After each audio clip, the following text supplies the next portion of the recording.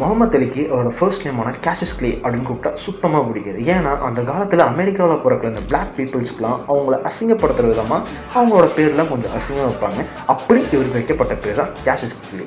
காலப்போக்கில் இவர் முஸ்லீமாக கன்வெர்ட் ஆனதுக்கப்புறம் அவரோட பேர் முகமது அலி அப்படின்னு மாற்றிக்கிட்டார்.